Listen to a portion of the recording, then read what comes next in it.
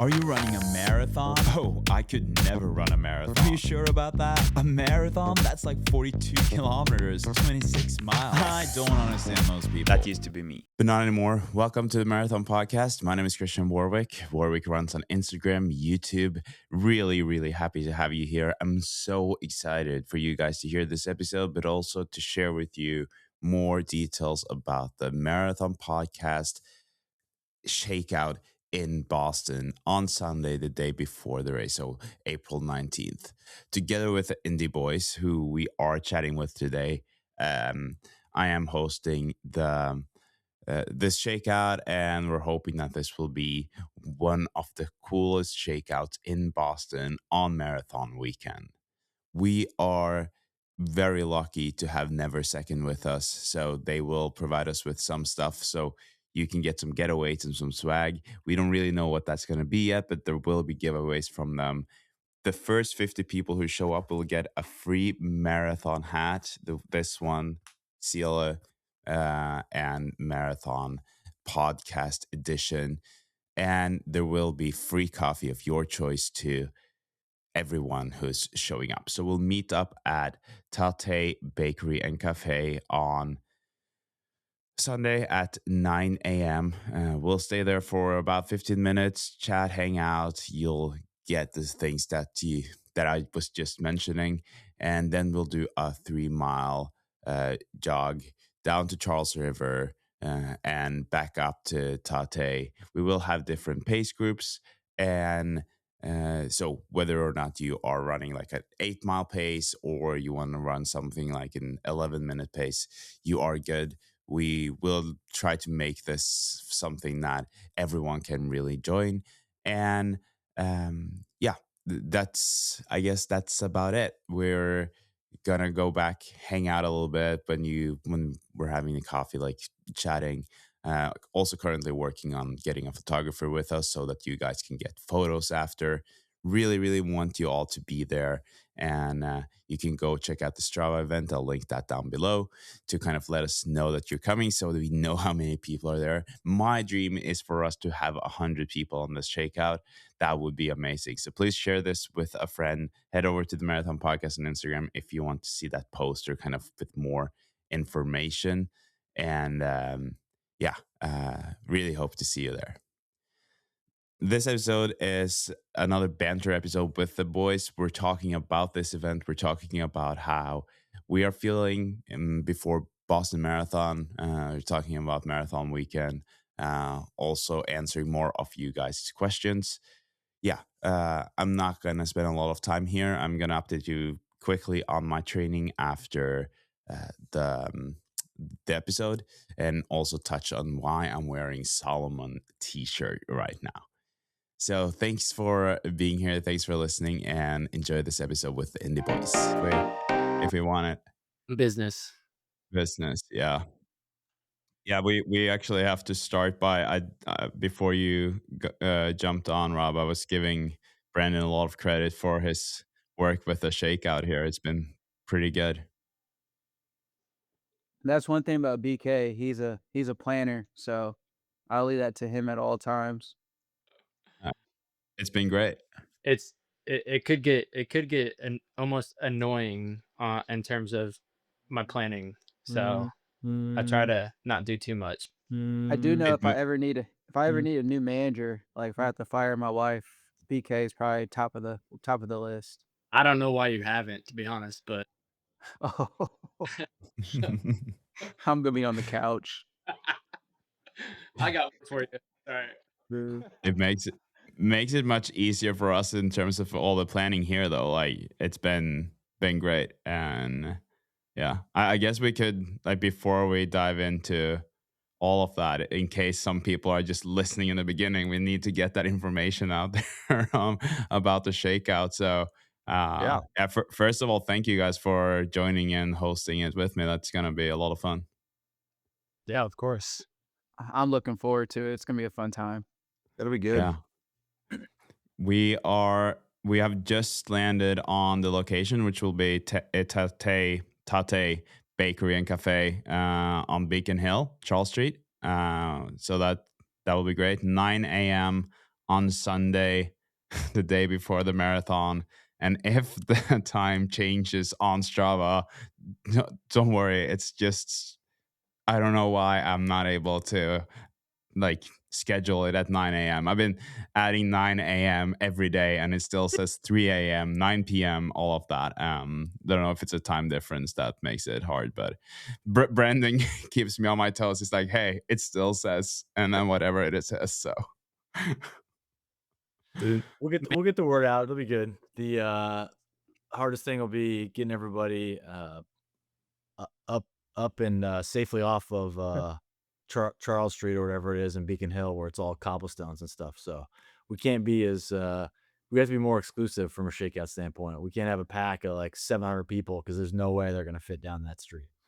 that's true. I'm excited to give the motivational speech.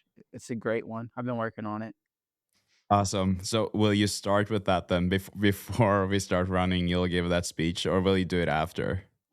It depends on how you want to do it. I've been to a couple of shakeouts at Boston to where you do a little talking before you run a mile and a half, then you circle up, stretch, do some dynamics, and then there's a speech, and then you run back.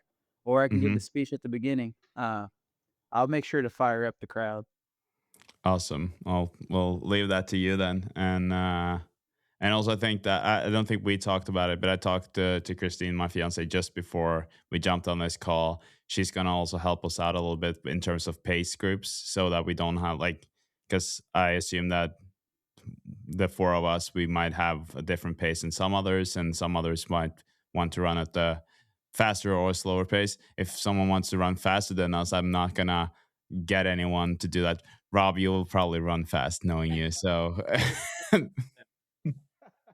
he's got the front of the group covered. We'll let him go. Yeah, I get attacked. I get attacked all the time for my pace. We'll try to make it as inclusive as possible, so everyone will be welcome in terms of pace and all of that. And then free coffee on the marathon podcast, free hats for the 51st people that show up.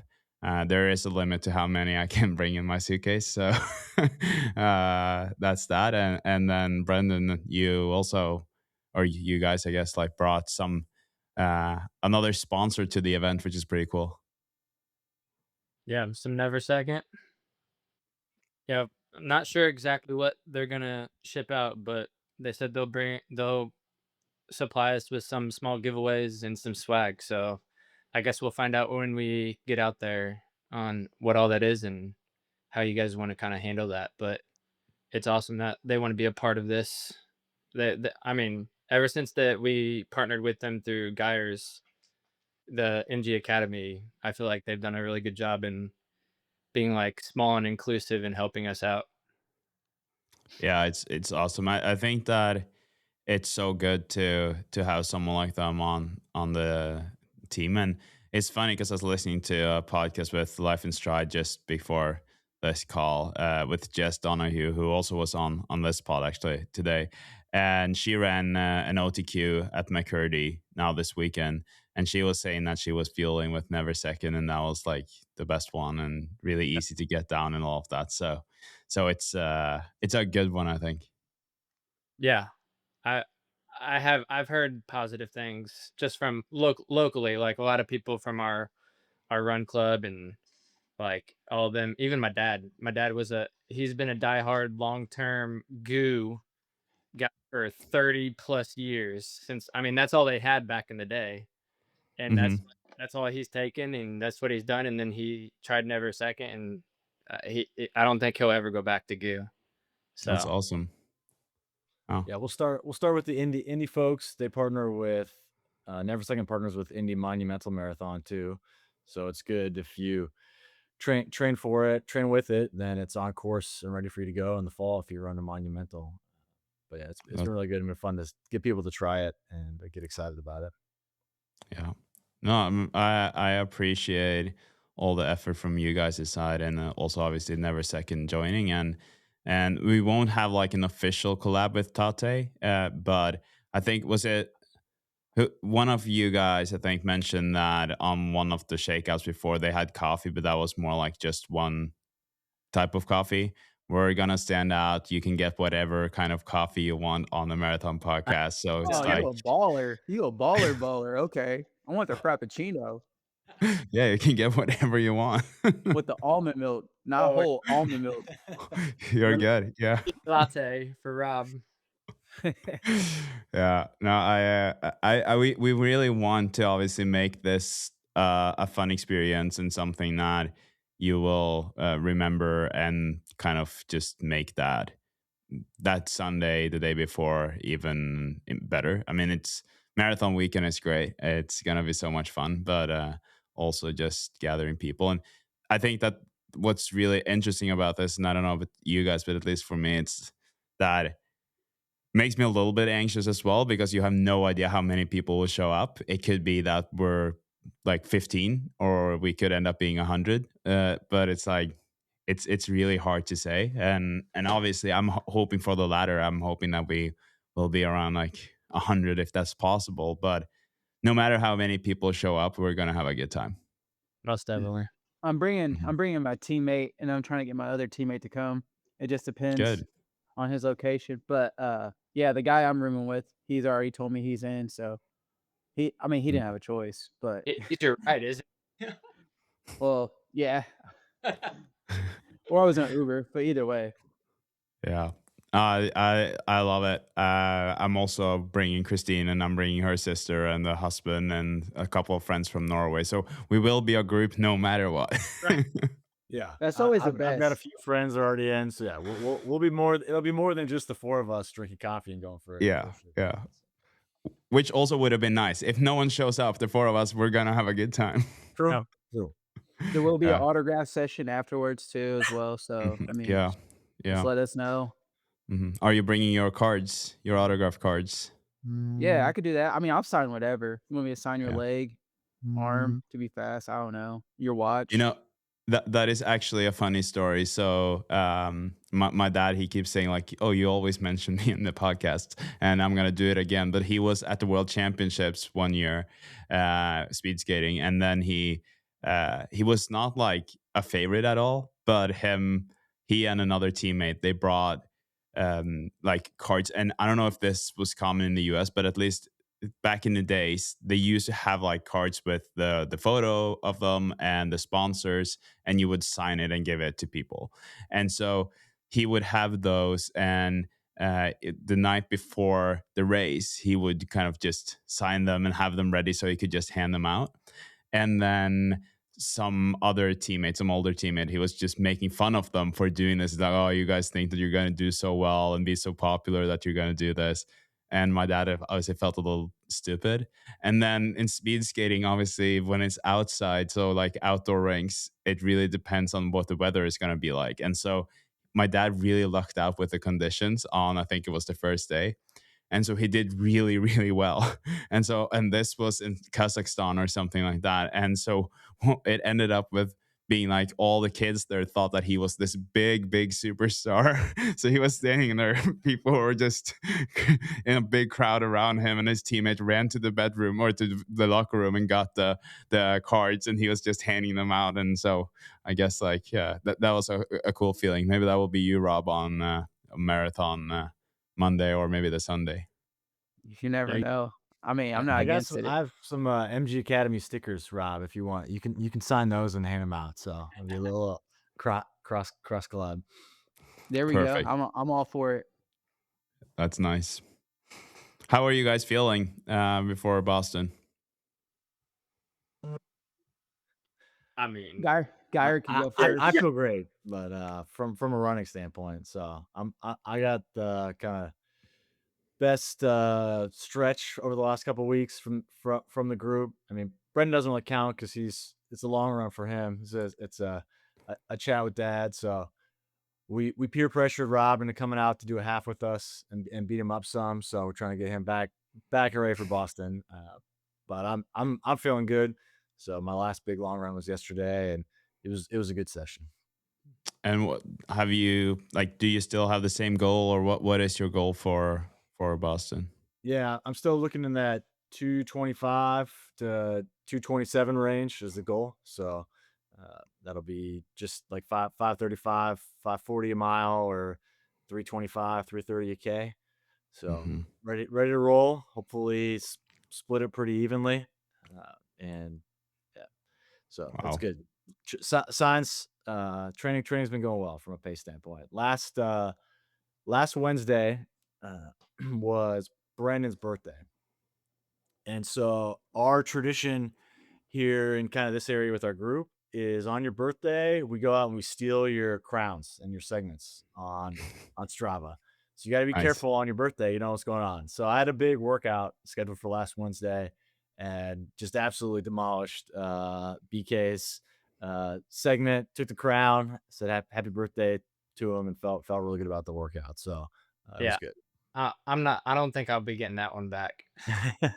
Well, happy birthday, Brandon. I didn't even know about it. Yeah. You're being quiet about it because you don't want anyone to take those I segments, right?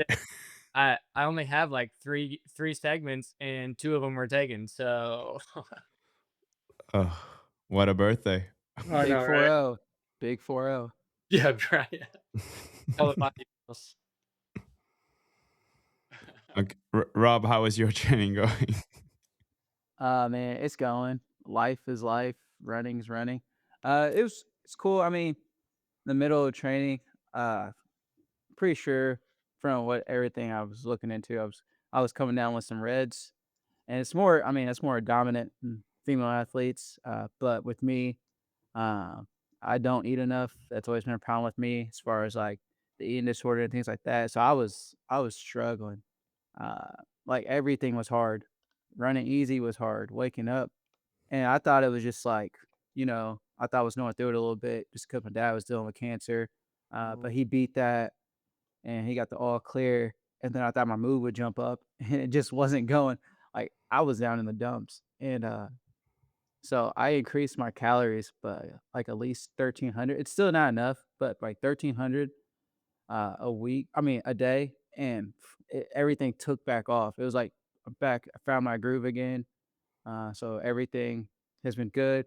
I am dealing with a little bit of like Achilles stuff right now. I got it worked on right before that half marathon that Mark mentioned, Yeah. and it was doing good. It got real aggravated around mile 9, and then it hurt to let Mark go, and because I was running the whole time, then Mark just I didn't have another gear to go into without like really messing the foot up. So I mean, it's a good it's good to know when you're in shape though, when you can like let off the gas and like 5:45 feel easy. So that was nice. That helps the confidence at least. And Yeah. then since then it's like a mini taper. I've been doing if you combine the elliptical miles and the running miles, I've been around 110, 120 miles the last 2 weeks. I just got Wow. done with the elliptical before I got on this call. That's why I was running a little late with the double elliptical. But I'm confident. I'm not going to put a time out there. You just have to wait and see. Hey, you said you were pacing me. Yeah, I'm game for it. I really want to be. I mean, I'm not trying to PR, but I would like to do a course PR, like I said. So anything under 242, I'd be real happy with, and just load up for the fall and try to be 225, 227 like Geyer in the fall. Hmm.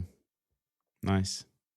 And Brendan, you're running with your dad, but I know that this is gonna be, I don't know if it's gonna be the highlight of the year, but it's gonna be a big one. Are you prepared for Boston? Like, what are your expectations as of like maybe not in terms of your results, but more in terms of the experience? Yeah. No, I mean, I feel like it's so laid back in a way. Like I've had some family and friends ask me like if I'm ready or like if I'm getting nervous, and it's not that at all. Like it's so chill. I mean, the most I've ever really thought about Boston is just our shakeout, really. Everything else is just like it is what it is. It's just gonna fall into place, and I'm just there to just take it all in. But I mean, going into Boston and the week of Boston will be my peak week, so it'll be out there on dead legs, but it'll be a fun time still. Awesome.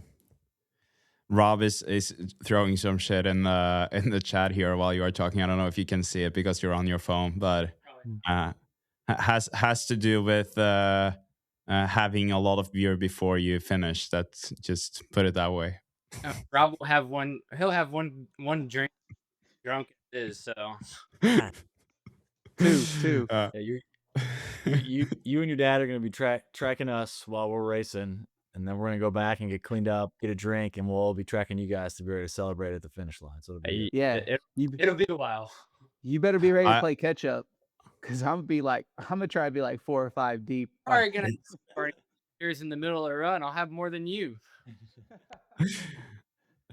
Is your dad ready? He actually commented on my run today, Oh, or yeah? maybe not on my run. Maybe it was on the event. He commented something. Is he ready? I mean, he's not as ready as he'd like to be. He's had some foot pain for quite some time now, but I think it's somewhat tolerable or manageable right now.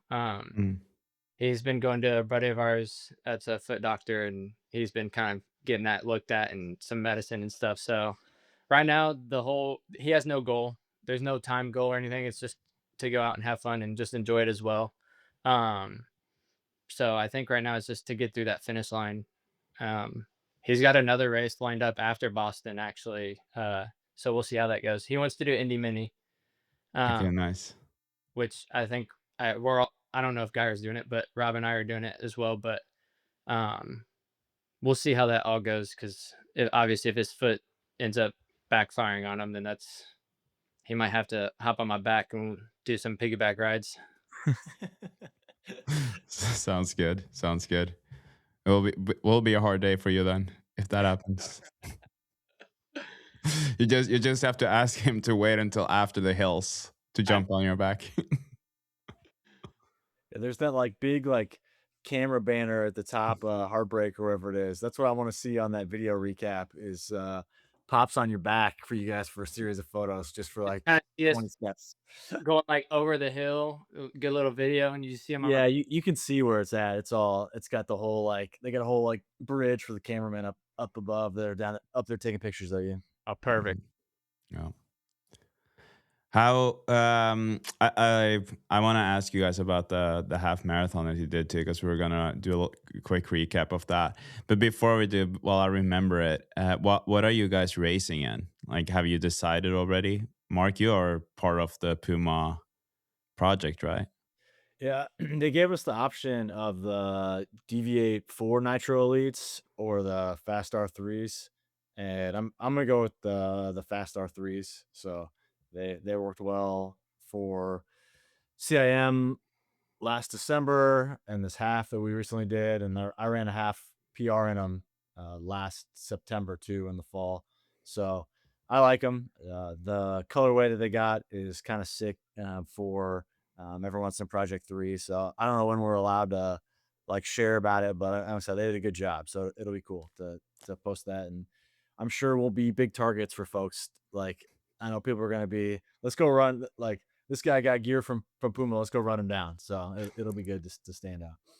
Yeah, people are probably much more aware this year than last year, because last year I feel like it was more of a surprise on race day or after, but now I feel like everyone will know about it. But what about like outfit wise? Have you all already decided on what to run in?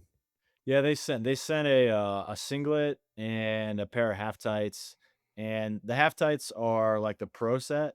So it's been funny and kind of people are in the chat a lot. They've got a little, it's not Slack, it's called Circle, where people are asking like, "Hey, are these the tights? Like, where are the pockets? Like, what am I gonna do?"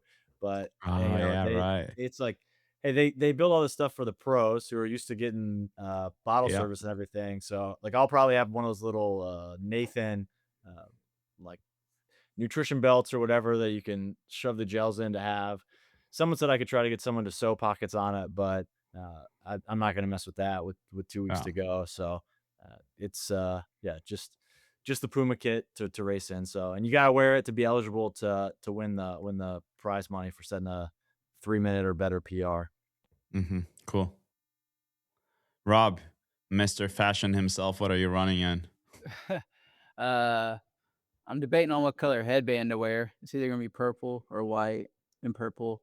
Outside of that, I'm wearing the A6 Meta Speed Sky Tokyo, the green version. Um, Bring some brightness out there. That's the wife's favorite color, green. So decided I'll pick that one up. Plus it'll pop. It goes really good with my skin tone, so I'm excited about that. Uh, Singlet wise, basic. I mean, you've got to wear the team orange, and then I got the navy half tights from Bandit. So that's what we're rocking. Pretty clean. It's the usual setup for PBT at least. Back in the Nice. day when I did my own singlets, I would have the custom RJ logo on there and whatnot, but those days are come and gone. Are you running with your phone since You you're know, rocking the Bandit? I was thinking about it.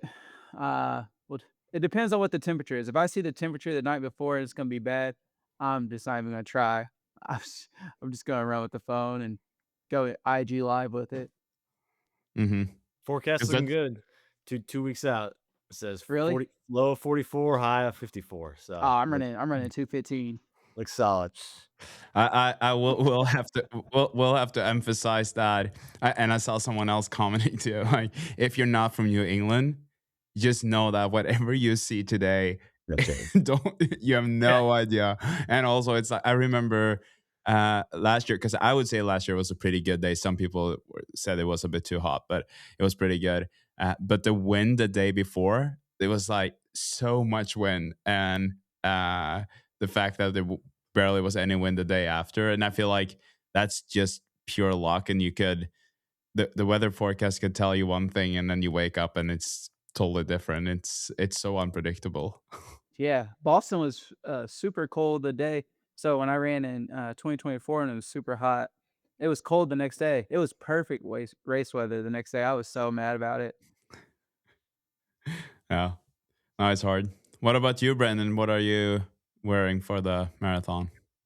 I don't really know. I mean, I'll wear my Bandit half tights, but I don't know singlet wise. I'm kind of just in the air on that. But I mean, it'll probably just be Geyer's MG Academy singlet.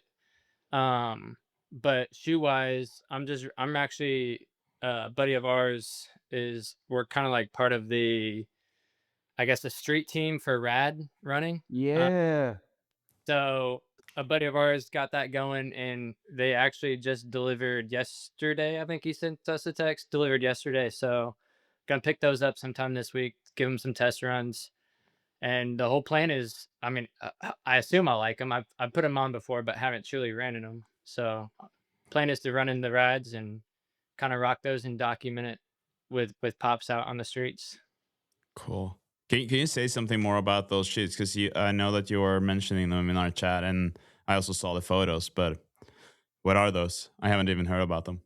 Yeah, so I mean, it's a company out west. I believe it's Portland is where they're originated from. Um, it's all still like independent based and everything, and I feel like it's a growing. It reminds me of like if you're talking about apparel wise for running, it reminds me of like a Bandit in a way, just the vibes that they get. Um, but RAD stands for Rally Against Destruction. Let me verify that before yeah, Rally Destruction. Oh, I was right. So Rally Against Destruction. And they have the UFO is what I'm going to be running in. It's just like a super trainer. So it's designed for your long runs, progression, threshold. Like it can kind of do it all.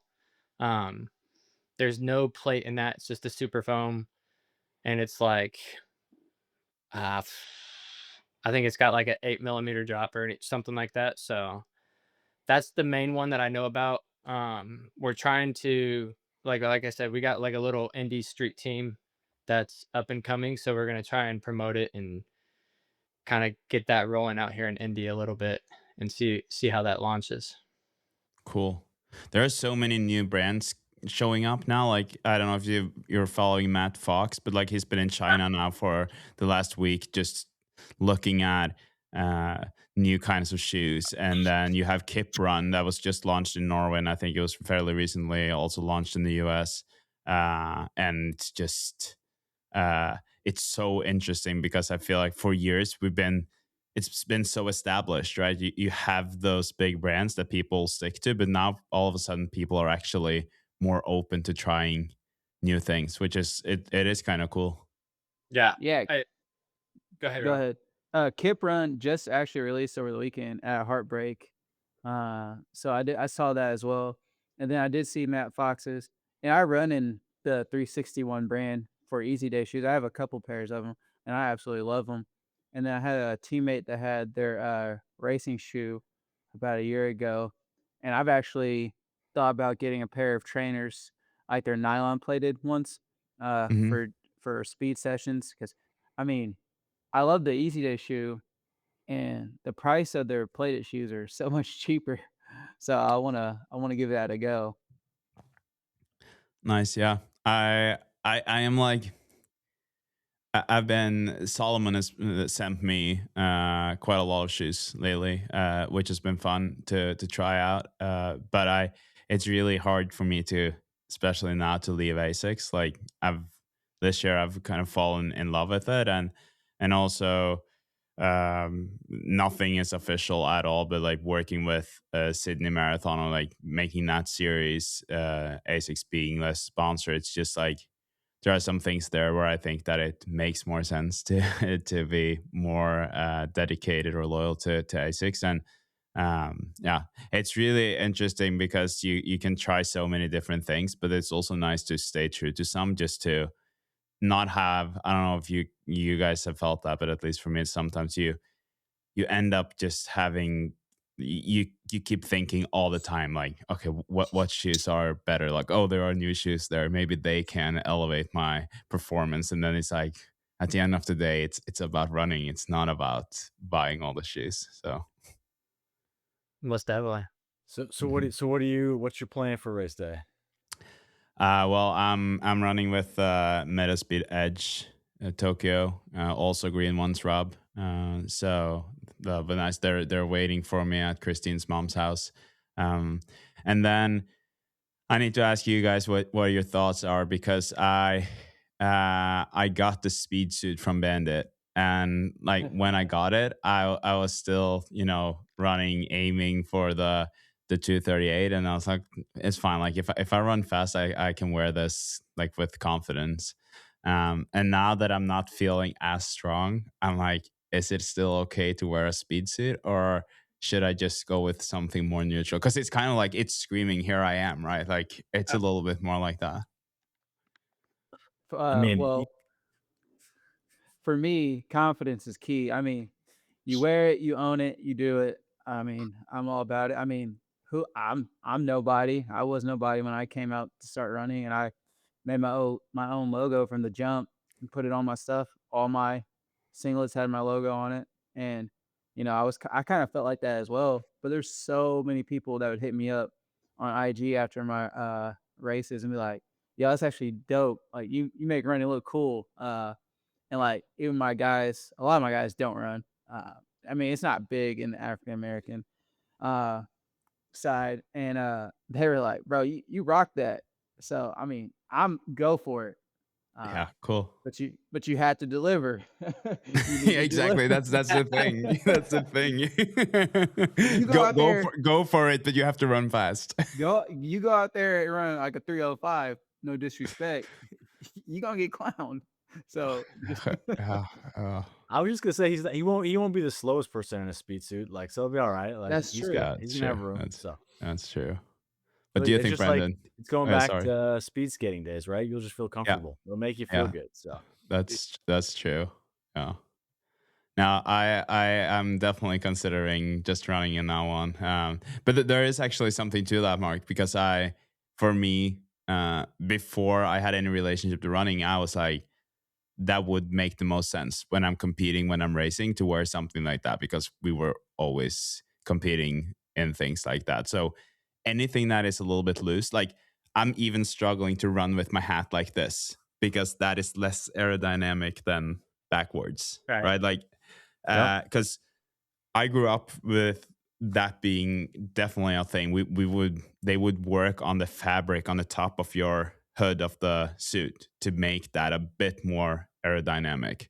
And so although we're running and it's not as fast as when you're speed skating, I still think have that mentality with me. And so then, and it's like, honestly, skin is the least aerodynamic thing in the world. So in a lot of ways, we shouldn't even run with, we should cover our skin as well, but that could be too hot. It's like when Nike had the dimples on some of those speed suits for the Olympics a few years ago. And I know your family's got some background in being on the cutting edge of apparel for speed skating, so it's good. So we're looking up like the story of you and your dad and the big done the some huge, research here. yeah, that speed skating suit that was like had the big like tail or whatever on it. And Yeah. Yeah, I'll post that on. Yeah. Maybe that's well. I will do that. I will post that photo on the Instagram of the Marathon Podcast to be like, this is my inspiration for the speed suit on race day. Yeah, I like it. Well, shout out. Thanks. What about you, Brendan? What do you think? Do you support that idea of a speed suit? Most definitely. I would. Nice. But I mean, I know it's different for marathon than it is for shorter distance, because I mean that's what we used to do when it came to track. But I mean, and this is no relation, but didn't Jimmy? I'm gonna butcher it, the Frenchman. Didn't he just break the European world record or whatever? Not world record, the European record in the 5K in like a Kip Run speed suit or something too? Yes, he did. Yeah. I say go for it. But Yeah. again, to Rob's point, you don't want to don't go out there and start walking in it though. No, that's the thing. You can't walk in it. That's I think that if I start walking, I have to like pull it off immediately and make it look like I'm just wearing shorts without like Matt Choi without the t-shirt. See, I support it because I want to wear a crop. I want to wear a crop top. Like the girls. Oh, got that's the crop, so cool. Yeah, they got the crop singlets. I want a crop singlet. A coach will. I've always wanted to wear a sports bra. I think it looks so cool. It looks so comfortable for some reason. Bro, I want to so bad. Not a sports bra though. But crop top. I could rock a crop top. I actually have a really solid picture of me in a crop top, but that's Brennan. I'm gonna take one of the very mid track club shirts and we'll turn it into a midriff cutoff for you to rock. So be ready to go. I'll wear it to the shakeout. Awesome. Oh, nice. That is a good idea. And we're talking about that guy. Who's that guy that ran? He ran like 2:22 for the marathon in the Super Mario costume. Hugo. Yeah, Hugo Fry. Yeah, so you gotta feel good in whatever you got on. That's true. That's true. I mean, like you feel that's actually a great excuse to walk if it doesn't go well, though. Like, oh yeah, he's wearing that. Of course, he's walking. Well, with the speed suit, it's like, oh, why is he walking? He should be running. It's not okay, guys. The half marathon. How did that go for all of you? If we were to just quickly go through that as well, because you guys have actually been racing. Yeah. BK, you want to go first? I don't, but I will. It was good. It was a PR. It was a PR day for me. It was a brutal PR. Brutal way to run the PR. His coach is terrible, so it was bad. Coach had me do something psycho. No, he just wanted me to just go out and basically kind of just in a way ignore the watch and just kind of just go with the race. And I mean, ideally it was to just run 550s across the board. And if pace is starting to go a little faster, then just kind of go with it. If it's slower, then just kind of hang with the people you're around. So I tried that, but by the time I hit like mile 4 or 5, I could already tell like I was pretty cooked in terms of just the feeling. So I just tried to hang on with the little group that was around me, and they stayed that annoying like 10-15 feet in front of me until it became drastically larger. But in the end, I held on, slightly faded like 10-15 more seconds. No, probably like 20 seconds the last 2 miles. But the last 5K of the half that we did is, I want to say it's not brutal, but it's not forgiving. It's uphill. The finish is uphill and stuff like that. So the last 3 miles are typically I guess, slower if you were to die, but overall still ran what did I run? 1:17:52, 53, something like that. That's pretty good. Yeah, it was good. I wanted him to get out and try to run 550s a little bit. Maybe you got a little fast on that mile 4 or 5 where you started to feel it. But start to kind of reset. And then back, my old coach called it like race shocking, right? Getting out, he had nothing to lose for that day. He was just out trying to. It wasn't the main race, so sometimes you can exceed your expectations and not really think about it. But it did hurt. I mean, you slowed down. You slowed down a little bit, but it's still pretty good. I think your slowest mile was maybe 6:10 or like 6:07. So Yeah. for keeping it pretty tight within a 20-second window when you felt like you were just getting the wind knocked out of you and fighting every step, it was a good That was training. yeah, that's a good way to say it. Oh. But it's still a very impressive time, though. I feel like with the half marathon, especially at least maybe for us who are very much in the world of marathoning, like you at least I tend to have a bit of a less relationship to the half marathon times than I do to the full marathon distance. And then when you start looking at the average pace that you have, like running that, it's a pretty strong effort. Yeah. Yeah. Yeah. And for me too, I'm more of a shorter distance type guy anyways. I'm stronger when it comes to shorter distances. Things are changing now, training with the marathons, but we'll see how this all plays out in a couple months. I have no idea why Rob is laughing so hard, but These kiddies. No reason. No reason for real. I'm just childish. he was laughing when you said you're stronger in the shorter distances. I Yeah, don't know why that. Clown on me right now. Oh, it's He's too gonna funny. type it. That's what she said. It's like far-fetched. That is pretty far-fetched, to be honest. Okay, who wants to go next on the half marathon performance? I guess I'll follow up. So really, like I said, I've been dealing with the Reds and whatnot, and I haven't really been wanting to race this spring in general. Like that was my mindset coming into the year. Like I'm just gonna run to be in shape, not really like care about the racing aspect of it. And people are like, "Oh, why are you training so hard? This and that." I'm like, well, because I'm not like burnt out. I just don't want to race. So I'm not gonna not do anything, even though I don't want to race, if that makes sense. So uh I was on the fence about this, but I knew I needed to do something before Boston. And then I was supposed to run with Geyer. Well, we set it up. I was gonna run with Geyer. And all week, I was like, "Oh, I just want to be around 116." I'm not trying to PR 116. That puts me around, if you double it, that's 232, and that's right around marathon half. That's my marathon half marathon, so I'm good. We get here, and this man tells me we're doing this pace. I'm like, that is not the pace I signed up for at all. Like, and I was like, damn, like I gotta actually like really, really try now. Like, this is not good. I was not planning on doing like anything below 5:45. And as Brendan was talking, I looked up the race splits, and correct, the slowest mile was 5:47. The second slowest was 5:45. After that, it was all 5:31, 5:33, 5:33, 5:38, 5:38, 5:37. It was like a treadmill. It was good though. Yeah. It was it was good to be like, one, not nervous, and then running faster than expected without any notice. So it was a real good confidence boost. Uh, Hindsight, I probably should have really turned it off once my Achilles started to bother me. But I did, but didn't do too much turning it off. So I guess you live and you learn. But it's all good. It was a good day just to rev up the engine a little bit. Nice. Oh, Oh, it was a 114, by the way. So wonderful.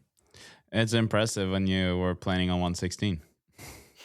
yeah, you should have saw my face and how many F bombs I dropped after he told me we was gonna run faster. I was like, I did not want that. Yeah, this was like 10 minutes before the race.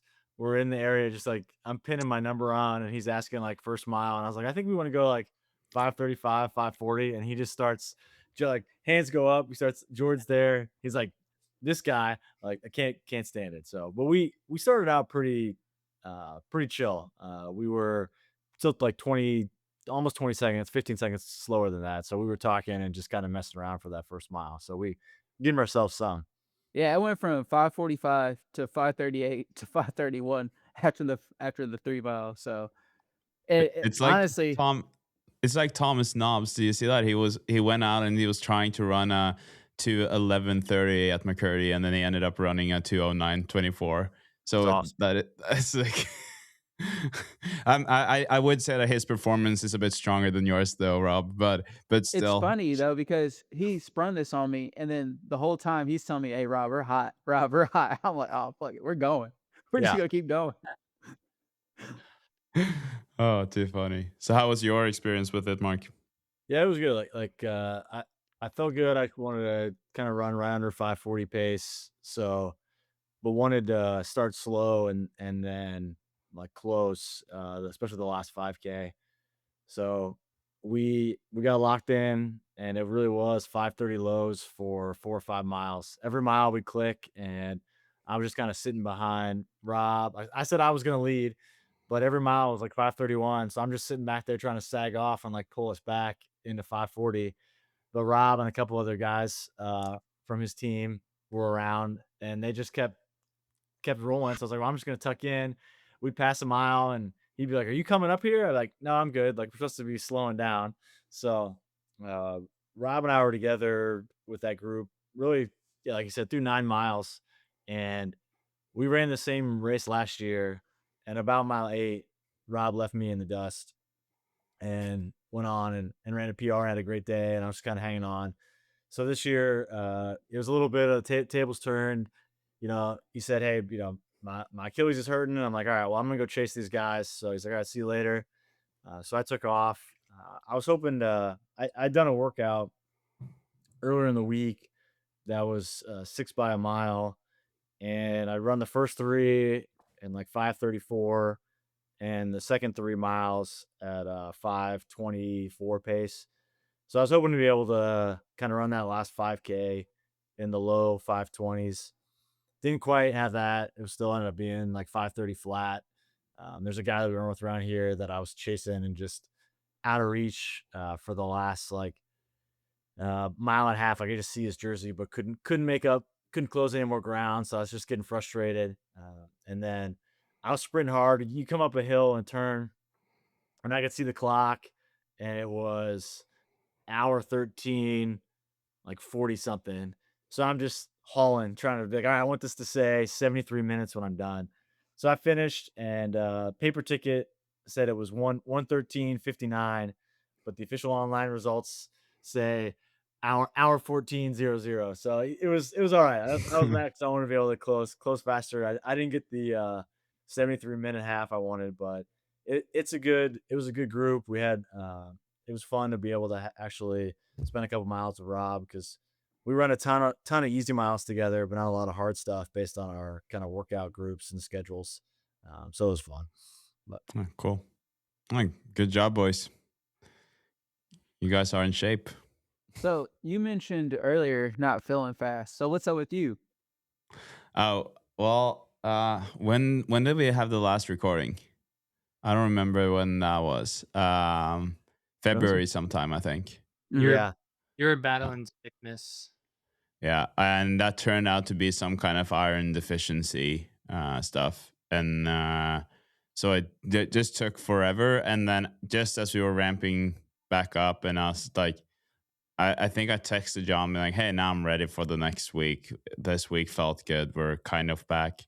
Then I got sick with a cold that lasted for a bit, and so now I think I've had 2 decent weeks of running, and then there's not going to be much of a taper this coming week. It's also going to be just a smart racing. I was reading what what Mark was writing instead of talking. That's just no, you're good. So I'm just gonna we're probably gonna enter Boston with a bit more fatigue, and I don't know, but I'm honestly, it's like I'm feeling fairly good now when running. Yesterday I had 26K, felt really good at the end where I just got down to almost four flat pace per kilometer, and that wasn't to run fast or anything. It was still zone 2 effort.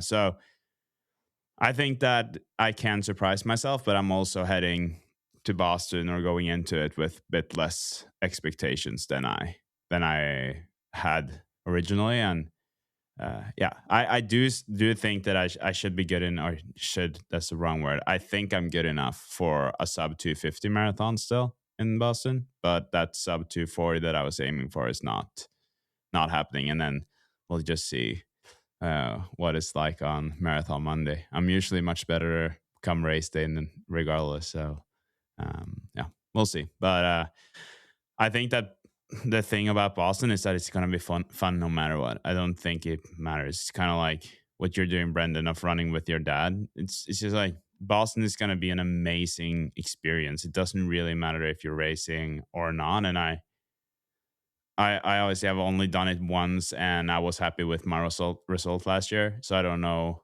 what it's gonna like, what it would be like if you are not happy with the result. But I'm still struggling to see how I would be bummed out after Boston just because of the experience itself. Yeah, I think you'll have fun. I mean, especially if you don't, if you know you don't have the fitness to run sub 240, knowing that you start easy, and then right. I mean, you've got a lifetime of fitness, so you'll probably surprise yourself. Like as long as you don't cook yourself in the first half, Yeah. you'll have some fun coming down, and just the energy and clothes, and then everything going on that weekend will make it a good time. So as long as you don't have a death march where you're walking in your speed suit all the way up Commonwealth Avenue, I think you'll be okay. But I think what you're saying there is something that if anyone is listening to this and they've had anything like this build themselves, just like you said, don't try to run too fast in the beginning, because that's where you can mess it up, I think. Because the fitter you are, the more you can handle that load that you'll like put on yourself in the beginning by running a bit too fast. And so at least for me, I know that, okay, I can be a bit reserved in the beginning, and then come when I get to Wellesley halfway, I can be like, okay, now the race is starting a little bit more. I'm gonna push a bit more, and I think it's smart to race like that almost no matter what, but especially when you're heading into it with a bit more uncertainty. I think that's the way to go. Yeah, we had a friend around here that he ran it as a long run with another guy, and ran 7 minute pace. Like his marathon PR is sub 6 minute pace, and he ran 25 miles of Boston at 7 minute pace, and then basically sprint went all out the last miles. Like, all right, I'm gonna have some fun. So it was just a blast because he's just full of energy and like racing and screaming down Boylston towards the finish line. So you just having that kind of experience, and moving fast when you've got the whole crowd there will be cool. Yeah, no, I agree. I think, or I don't agree. I think that sounds like crazy, but I agree with you on that. Like looking at it that way, and just having fun with it. And I also know that come race day, I tend to forget all about the build. Then I'm just like, oh, it's race day, I'm gonna be racing. So I'm just gonna try to remember that I haven't had all those weeks of solid training that I wish I had. Okay, guys. Brendan, do you have the document in front of you? Do you still want to be the facilitator of the questions? Because Yeah. we still have some questions to answer from last time. The listeners gave us quite a lot of questions, I guess. Yeah, we still got quite a few, but We have one that we actually have the answer to now, I guess. I don't remember what the time was, but the question is, how fast can Grant Fisher run a half marathon? yeah, what did you? 101. What? Yeah, it was Yeah. just one. I bet So that hurt him. Yeah. So then we are answering that question, and we know with certainty that's how fast he can run a half marathon. He's definitely capable of running a sub 60. Yeah. Uh, No, I think you're right. it's track season for him, so it's not obviously his a race to go into No. right. All right, let's see. We'll go. We'll just, since we still got time, we got time, but we'll go with everybody. What's everybody's pre and post race kind of like tradition? And I'm just gonna go down the line with how I see you guys. So we'll just go with Mark. I mean, pre-race tradition. I mean, nothing. I mean, the normal, trying to eat something, have your basic pasta meal or whatever, nothing too crazy.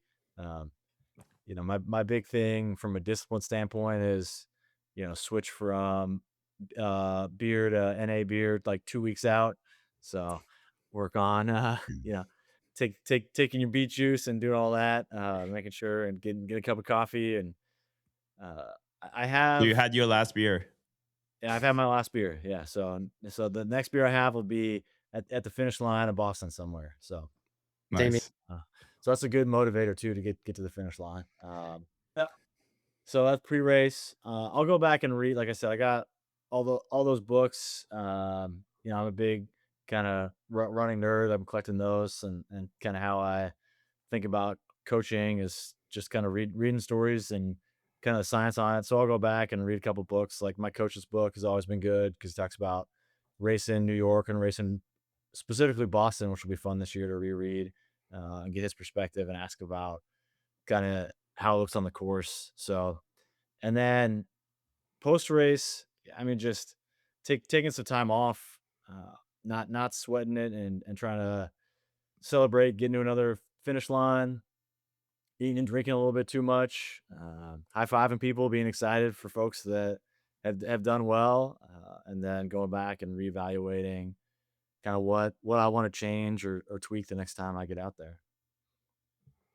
My big post race tradition is cramping up horribly in my like diaphragm. So I Taking can't like tie my shoes. And if you guys really want to mess me up, if you make me laugh at the end of the race, like it hurts so bad. Like I start laughing and my whole chest seizes up and I just have to lay flat on the ground or stand there. I don't know what it is, but maybe because I run like upright and goofy or whatever it is, but I just totally wear out all the muscles like around my lungs when I do a long, hard effort. And that stuff, that is my least favorite post race tradition, is cramping so bad in my diaphragm. Sounds awful. There you Yeah, go, it's Rob. My good. painful. You're gonna be the closest one to him, Rob. So you're gonna have to get him to laugh at that finish line. I'll try. I'll try my best. Hey, you never know. I'm gonna wear a speed suit. So Well, we do know one thing. Rob will be in the med tent. So yeah. No. Touche. Kristian, go ahead.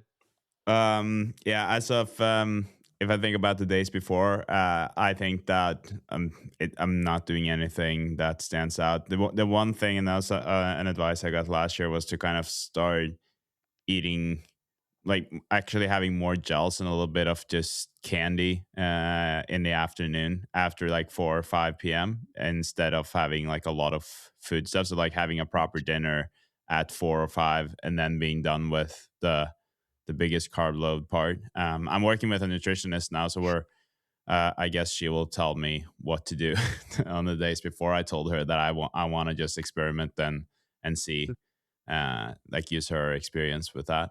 As of race day, very simple. I get up in around 4 hours before the start. So that will be around 6 a.m. I guess for Boston. I will have that breakfast, and that's usually just 2 slices of bread with some butter and honey on it. I'll drink a bowl of drink mix from Morton. Morton is just like what I've been drinking lately. That is also mostly just because of, not with the drink mix, but with the gels, it has been just to use the same one throughout the course. Like it's not, I was thinking about it today that I'm really struggling to have the Morton, like get them down to chew them, but that's kind of it. And then That's what we gotta get you to switch because yeah, never exactly. second is not as chewy. That's exactly. I was thinking about it on my run to the. It's probably too risky to switch to never second. Like if I'm trying it for the first time the day before the race, that's a bit too risky. But I wish I had some more time because then I could have maybe made the switch. But there's not that much. I don't do much of a warm up either before the race, and so like pretty chill about that. I'm more obsessed with being able to go to the bathroom. Like that's I think that everyone's dealing with the same thing there. So yeah, that's it for that. And after, it's usually just kiss my fiance and say hi to my family, soak it in. Like, and I think that you have like post marathon and then you have post Boston. Like those are two very different things. Like in Boston, I was crying when I was walking down Boston Street after because it just got too emotional. Yeah, I will say I know that my family really wants to go over to Kristian's sister's house as soon as the race is over, but I also kind of want to try to meet up with people that I might have connected with and you guys and stuff. So we'll see what's possible to do after. And how far away is that again? Her sister's house is like 15-20 minutes with an Uber from Boston, so it's not far. Not terrible. Okay. Mm. What about you, Rob? Are you muted? Yeah, we can't hear him. So with me, if we're talking food wise, I would say the day before the race, I like to have my meal early. Unlike some of my teammates, I'm more like I like to have my dinner around lunchtime, and then the rest of the day I'm snacking. So like I guess my big dinner would be be around 2-3 o'clock, and then after that I'm snacking the rest of the day, and then my lunch would be like my dinner. I don't know. For me, it's just a mental thing. I'm guessing it allows me to make sure that I know the food's digested and I've done what I have to do the rest of the day. I also wake up 4 hours early, like you, Christian, and I drink like 4,000 milligrams of sodium. It's pretty rough drinking that early in the morning, and then a Pop Tart, and then go back to sleep for a little bit. Did you say 4,000 milligrams? Mhm. Yeah. Oh, yeah, okay. I've not cramped up since I started doing that, so knock on wood. That is a thing. It's very salty. Very, Yeah, very sounds salty. like it. But I'll do that, and then the night before, though, I like to do a facial. I like to do a good facial. Get all pretty for the cameras. You never know who's gonna see these pictures. That's You never true. know That's true. when they might use your picture. That could happen. Good point. Post I'm race, actually doing my nails though. I forgot to say before Boston, I'm doing my nails, blue and yellow. Are you serious? Yeah, Yeah, you did them last year too, right? yeah.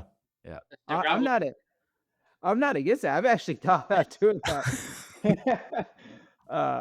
You got Rob's attention now. Yeah. Well, I mean, I get my nails done here, but it's just regular stuff, nothing too crazy with the colors. But my daughters would probably like that if I did that. So you never know. It might be a thing. Go for it. Go for it. Boston strong. Post race, it's definitely I gotta get a margarita no matter where I go. I would love pizza because I don't eat pizza at all during a build. So it's been months without pizza, or at least real pizza. I've had like a Lean Cuisine protein pizza. Tastes like cardboard, but That's not pizza. Yeah, it's like looking at it and thinking it's pizza, so it helps me eat it. But we buy pizza so much here, it's so hard seeing a pizza like go to waste because these kids don't ever eat half the pizza. So pizza, definitely margarita, and then the night I know in Boston, I don't know why, but it's only in Boston we do this, but every race I've had in Boston, we usually get like insomnia cookies. Like, I mean, a box and some ice cream. We go to town. So I'm gonna get some cookies and ice cream for sure that night. I don't know how well it's gonna mix because I plan on drinking more than usual. So we'll see how it goes. Oh, you have to document that part too. Okay, I And got see you. if it's okay to share. I I got gotta you. this. A, I haven't seen Rob really drink, and B, I haven't seen Rob really eat. So A lot of people have not seen me eat. That's part of, that's part of the eating disorder. I eat like when nobody's looking, to be honest with you. I'm good. I'm in for some inside me cookies. I want it on that. That sounds good. I got Oh. you. there you go. Brandon. I feel like mine's kind of basic too. I do 2 days out. Uh, for my A races, like for big races, I'll do 2 days out. I'll do the spaghetti, like pasta dinner. Um, Night before has been breakfast. That's kind of been a new-ish thing that's worked for me, and I'm sticking to it. So I'll do breakfast night before, but it's usually like a 5 p.m. Nothing crazy. Like I won't eat too late. Um, so I mean that's really it in terms of before, other than eating like a bunch of my kids' snacks, like eating fruit snacks and Rice Krispie treats. Like it's lovely carb loading on that, but that's also kind of a normal thing for me, anyways. But Yeah. in terms of like day of race or before, like morning of, I don't really have a set time limit. Um, probably like 3 hours, I would say. I don't think I get too crazy. I'll do the Never Second C90 drink mix. I'll sip on that as well as eat just one singular Pop Tart, and a banana is just kind of like my meal to go to. And then yeah, in terms of afterwards, I don't really have a post like tradition. It's pretty much a lot of it is to just come home and be a dad. Usually we're You going. get in the Yeah. car. You're like, last chance BQ, Glass City. You're like, let me finish this race and like get in the car and drive back home. Really been able to like I mean the only time I've been able to really like truly celebrate would be like at CNO Monumental, where I just can enjoy the time down there and take it all in. But outside of that, it's mostly like Geyer said, getting in the car and coming back home. And like I said, usually we're pretty busy on weekends, and I end up going to the museum or the zoo or somewhere with the boys and the family. So that's I guess that's my post race tradition.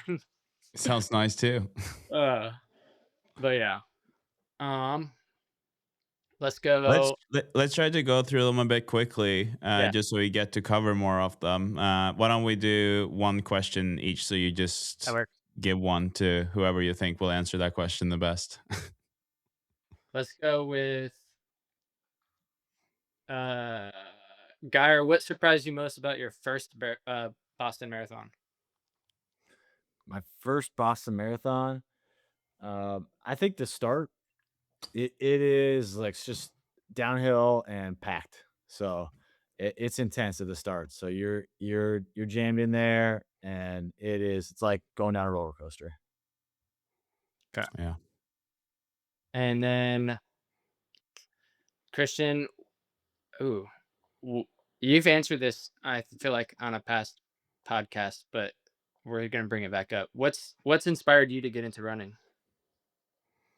So random. Like it was my brother-in-law saying that he was going to run a marathon. I kept telling everyone that he asked me to run it with him. That was not the case. He just mentioned that he was running it, and I said I'll join you, and I never thought I would. And then, in all honesty, I think that what inspired me to at least keep running after that was that I saw that, oh, I ran a 2:52 marathon in my first marathon. That means that there must be some potential there. And so it was like my brother-in-law, but then myself. Arrogant answer. Perfect. And Rob, has running ever helped you out in terms of like anxiety or burnout or grief or whatever? Oh man, that's very fitting. Yeah, I know I've talked about like my mom's death a couple times on several podcasts, and uh, I would say it definitely helped me during that path for sure. You know, I she died, and then 3 days later, I ran a half marathon PR, and I didn't feel like I was one bit tired. I felt like I had an out of body experience. Uh, it was great. I mean, the race was great, but no, it's definitely helped. And then running is a lot of solo runs. I mean, I know we have our morning groups, but in general, sometimes we get solo runs, and there's a lot of solo runs where I'm just if you saw me from your house, you would see somebody talking. You might, what the hell is this guy doing? But yeah, I'm like talking out loud to my mom. It's helped me a lot. I get a lot of one-on-one time with her doing that. Perfect. That's powerful. Uh, quick yes or no on this for everybody. Is a hot dog a sandwich? No, No. Yes. Woo! Are you saying it'd be controversial? Oh, I mean, come on. A Reuben's a sandwich. It's got a different name. You got the meat and the bread. You're ready to go. Man, interesting take. All right, let's see. I guess this one's a short one too. Would you say a marathon? We've talked about this, Rob, recently. Would you say a marathon or a 5K is a harder race? 5K all day. Marathon. Yeah, I'm gonna say the marathon just because the time it takes to get ready to do it well and to recover afterwards. So And I also absolutely. I mean, yes, it's hard when you're running the shorter distances and there's a lot of pain. It's like it's painful in a different way. But the yeah, last 10K of a marathon, when your whole body is screaming stop and you've been running for a couple of hours already and you still have to run more, that's rough. Yeah, I that's a tough one because I feel like it's depends on what type of hurt you want. Do you want to be tunnel vision and get basically like the chills and everything? I say it's a 5K, but then again, when you take into consideration how much time you've trained for a marathon and your all your marbles into that one race and the last 10K, that's And just I don't know about you guys, but it's like a 5K is just 12 minutes, right? So it's no. She. yeah.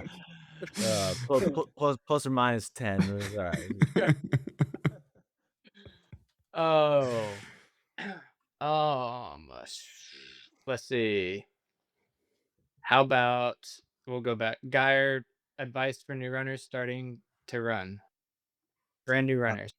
It just slow down on a lot of your runs. I mean, I think we talked about it last time too on people that are getting started. I mean, do whatever you do to be consistent versus winning your easy days or fun runs or whatever it is. So get out so you can talk to folks and enjoy and just keep moving forward. And Perfect. no, you're not going to feel great every day. So no one here on this call feels great every day when they head out the door. So give yourself Definitely those not. 10 minutes to get started, and Yeah. then you'll feel better. I'm going to jump in here and ask one for all of us. Brendan, you also need to answer some of them. And we can start with you. And this is a good question, I think. And that's if you're coaching a mid-pack, say 330 guy, each person one tip for them to get faster. And I don't think it needs to be a 330 guy either. It could be just about anyone. And I guess I guess Mark, you kind of answered that question already with what you were saying. I don't know if you want to add to it, but Brendan, if you were to do that, what would be the one tip that you would give them? Yeah, I mean, not to piggyback off Geyer, but I mean, I feel like at that point, if you're a mid pack or if you're just a new runner or whatever, trying to get faster in general is take your easies and your hards hard. But I would say in terms of being like a brand new runner, try to give yourself like a quality run once, I would say once a week, and then everything else will just be easy, like time on feet for your long runs. If you're training for marathon, you don't need to be jumping into the gun and doing some threshold work for a marathon if you're brand new to things. So that's kind of my tip, is just easy and hard. Yeah, cool. Rob. Man, my advice: just get better. No, I'm just kidding. No, I'm just kidding. uh, I would say don't be afraid to dip your toe in the deep end. There's so many times that there's a workout where it's like you get right on that edge and you're not comfortable, so you don't like you back off. I would say jump in it a little bit. Like keep jumping in per workout, just a little bit more and more and more. Because then once you do that, you're officially in the deep end. and then you learn how to swim there, and then you'll get to another deep end. You'll never know what that new pace is going to feel like if you keep backing out of it every like millisecond that you touch it. If you could try that new pace out for, I don't know, 10, 15 seconds at the end of the workout and you haven't blown your reps up going into that last rep, okay, go ahead, jump in there a little bit, 10, 15 seconds, you'll be fine. And then back it down to the pace that's supposed to and end your workout. Then next time comes, you've already hit that 15-second mark, and you're like, okay, I'm used to this. Now you're 25 seconds into the run, and then you back off again. So I would say don't be afraid to jump into the deep end as long as you've like are hitting your splits that you need to. Uh, every now and then, it's okay to go off script. At least that's how I look at it. I go off script a lot, so don't take my advice all the way on that. But going off Here's my script, advice, but don't take it. yeah, going off script can help you if you do it Uh, smartly instead of doing it like every single rep. Just do it like one rep toward the end. Is there anything you want to add to that, Mark, or do you feel like you got it covered with the first Like, thing you were saying? What those guys, I mean, right, just find your way to have some fun with it. You making sure that you're ready for those hard days, so you can do the stuff like Rod mentioned, right, and try to just test out what you can do, and staying consistent is more important than anything, which means Mm. you gotta stay healthy. So Yeah. if you can't be healthy, you're not gonna be able to get out and just do a little bit every day. I'd also say that like finding threshold, like figuring out what threshold actually is. So, because for marathoners, like threshold training is a big part of it. And I think that to a lot of people, like it's so easy when you hear people, whether it's us or other people, saying that make the hard days hard and the easy days easy. Like, and then you say hard, and people are like, oh yeah, that hard is gonna be so hard that I'm dying, right? Like, but with marathon training, it's not like a lot of days will be like that, and so it will surprise you how easy it feels with threshold work as well. And so even when you feel like, and I'm sure all of us, we can relate to that, like even when you feel like you've been taking it easy enough on your threshold, you probably could have been taking it even easier. And at least in my experience, that as long as it's hard enough, like that you're hitting zone 3, like for me using heart rate zones a lot, like hit, as long as I'm hitting zone 3, I will benefit from that, and that will make me faster on race day. And Thomas Knobs and his coach, they were on the other day, and they were also talking about how on race day he was hitting paces he's never even hit in training, right? Like during the race, and they were talking a lot about just controlling that effort. So I think there's something to be said about that. Most definitely. Mm. Okay, do you want to do a couple more questions before we wrap it up? Sure. So I'm a big greedy. I'm gonna take this one. It's how do you balance family and running? Uh, I feel like for me, my biggest thing on family and balancing it is I wake up. I mean, not just me, but a lot of us do. I work my running around my family, things that are scheduled around them. I don't want to, but I mean, I'm out running no later than 5 a.m. every morning, and I have usually what we call as a morning curfew, so I have to be back in time to then get the boys ready and out the door and to school and stuff like that. So it's definitely not easy, but thankfully the nice thing is I work from home, so I do have that in my favor to be able to kind of wind down. That's something I'm fortunate enough to deal with. So although it's real chaotic for me in the mornings, it does. I have a little breather after I drop them off and things like that. But in terms of like summers and weekends and stuff like that, kind of like I mentioned, we're super busy, and so usually again I'm up waking up super early before the family wakes up, because once they're up, then I'm back. I'm just back to being a dad and doing things with them and living a normal life. So that's my Oh, balance. it's impressive. It's not easy, but I mean, it's the cards that's dealt. And again, I feel like a lot of people that are dads and or moms, they do the exact same thing. and that's just kind of what the cards that were dealt with. So, I mean, the um, thing is, if once you make that flip and make it part of the routine, like what you're missing out on watching Love Island or whatever on Netflix at like 9 p.m., right? You're going to bed as opposed to like yeah, you're not gonna look back in 20 years and be like, man, I crushed watching that series of Netflix. That was awesome. Look at this medal I got for sitting on the couch at 9 o'clock each night. It's so sweet. The memories I have. Like, no, get up and do some stuff and be active because uh, that's what you're gonna remember. So it's just like, yeah, I those like you just gotta get once you start and make it part of your routine, and then I feel like I'm more of a dad when I fall asleep on the couch at 8:30 at night anyway. So it's all fun. it's 100% accurate. I say the starting out the routine is the hardest part. Yeah. Getting it, especially when it makes it 1,000 times easier when you have people that show up with you at those 5 a.m. runs, because then you you have someone to meet and you don't feel as guilty if you bail or run by yourself. So, Exactly. um, Christian, what's the best run? This might take some time to think about, but what's the best run you've ever had, or if there's one off the top of your head? Yeah. I would actually say just my first marathon. Um, just based on like 4 months of running and then doing that 252.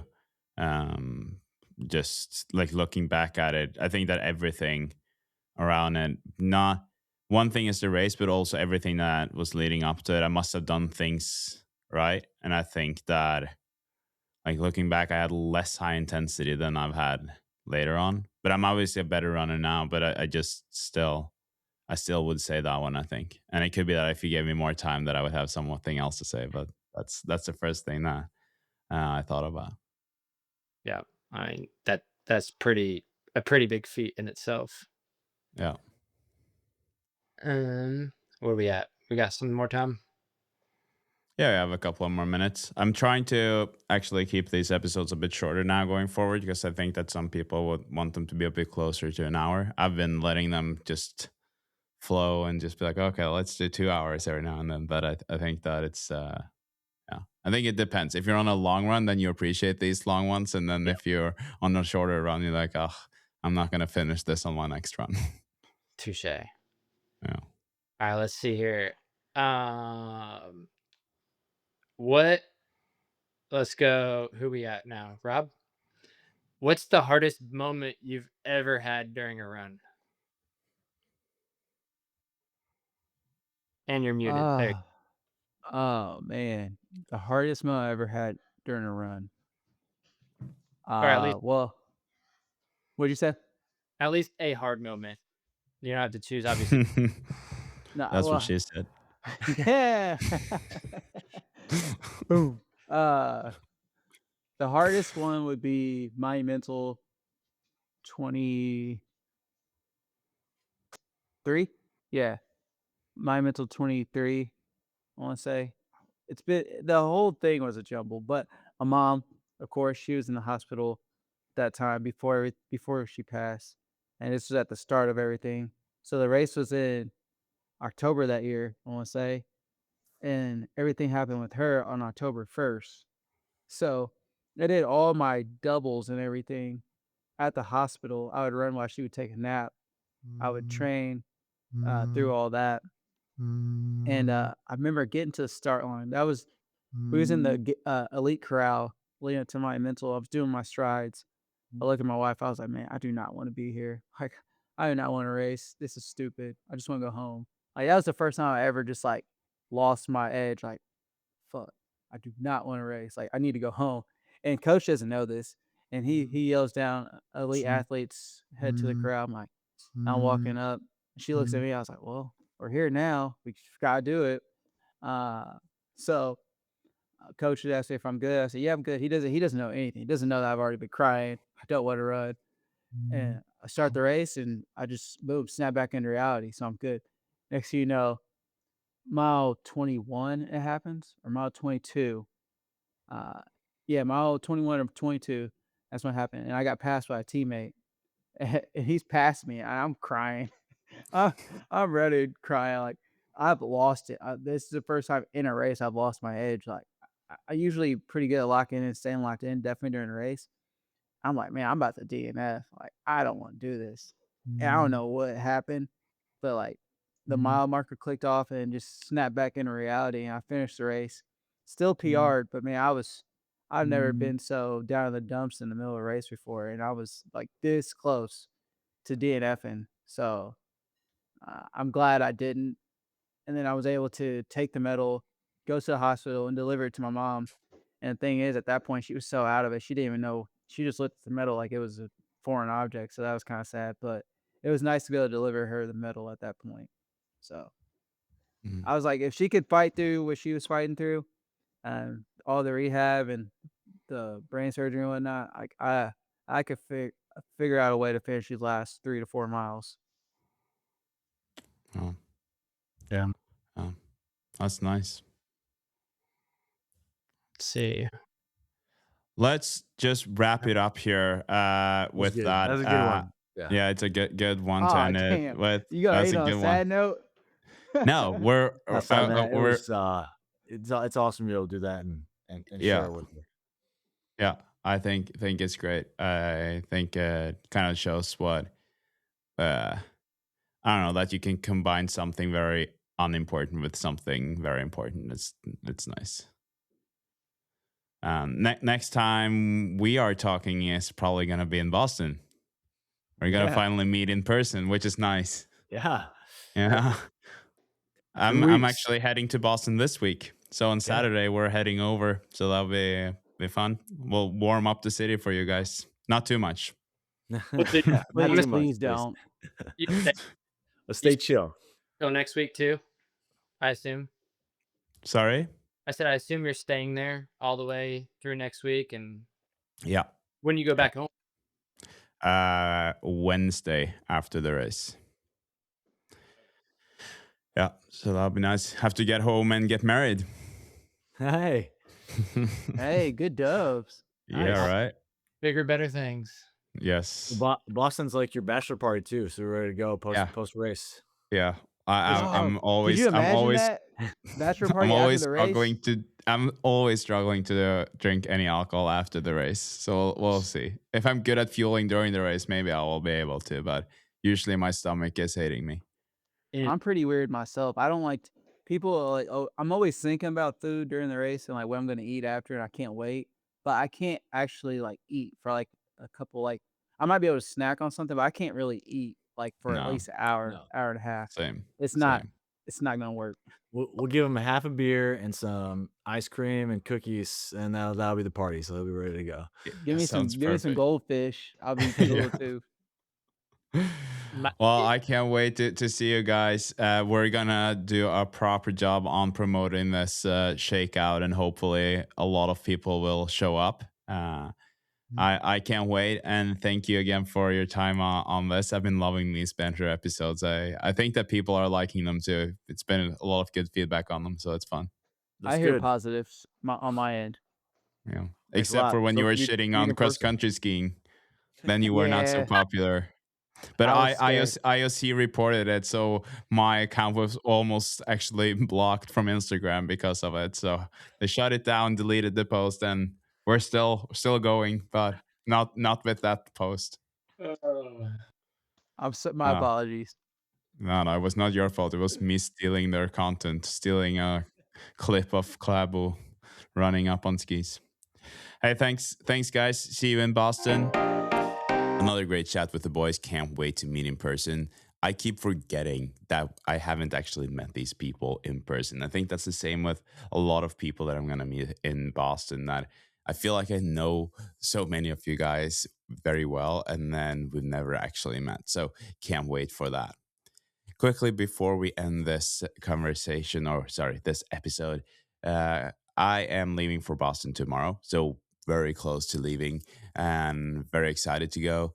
I have my last long run today. So if you listen to this podcast before, you know that we are trying out, or kind of risking it a little bit by pushing everything further or closer to the race. So last long run today with some work in there, but I don't like it's not gonna be super hard. I was asking John if he wanted me to go even harder than like 354 per K if I felt like it, because that's like we have I think it's 14K in there with some work. So with a little progression, I'm gonna have around 32K today. We'll see what I end up at.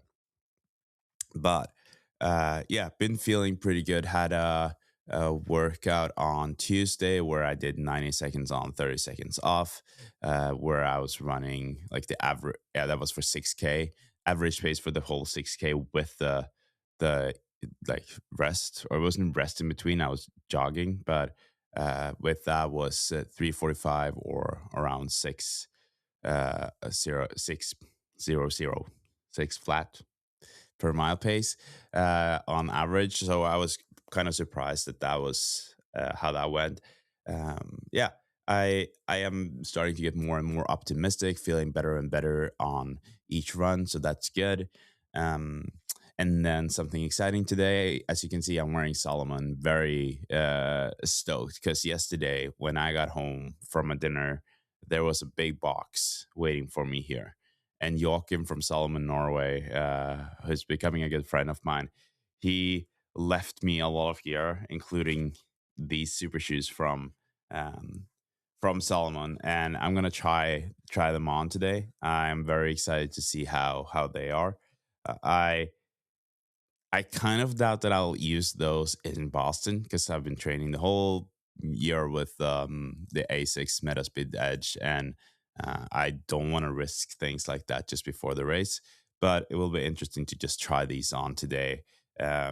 And also, I think it's important to mention here that if I had a perfect build, I probably wouldn't try any new gear just a few days before the race. But now it's just fun and it just gives me even more motivation.